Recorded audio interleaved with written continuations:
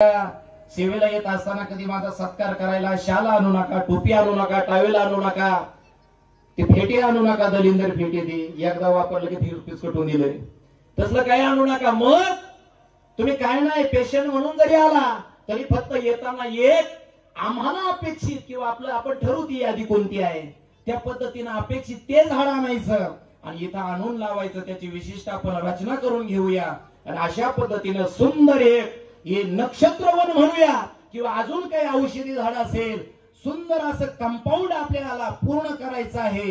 इथं बोरलाई पाणी आहे आणि ती जबाबदारी मामा म्हणे त्याच्या सेवेला आपण एखादा माळी ठरवून देऊ, रोजाना माणूस लावू आणि ते झाड जगू अशा पद्धतीनं। मग तुम्ही म्हणाल महाराज तू नुसताच बोलतोस काय, नुसता टमाटमा बोलतोय, नुसतं बोलत नाही, सुरुवात आम्ही आमच्यापासून करणार आहे। आज ज्यांची पंगत आहे ते आमचे पिताश्री लहानू लक्ष्मण पुमनर आणि आमचे बंधू अशोक लहानू पुमनर, आपल्या सर्वांची लाडकी आमची बहीण सविता रावसाहेब कानडे।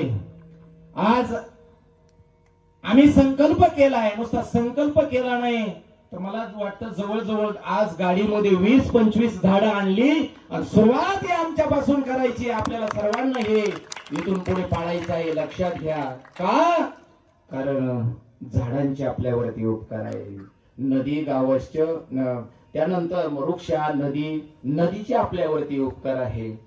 नदी महाराज का फेडीत पापताप पुखीचे तिरी, पुखीत तिरीचे पाप का समुद्र जाय आप गंगेचे जैसे, हे नदीचे उपकार आहेत। नदी गावश्च गायीचे उपकार आहेत आपल्यावरती महाराज। गायीने आपल्याला बैल दिला, गायीने आपल्याला दूध देते, हे गायीचे आनंद, गायी शेण देते, गाय गोमूत्र देते महाराज। आता गायाच राहिल्या नाही।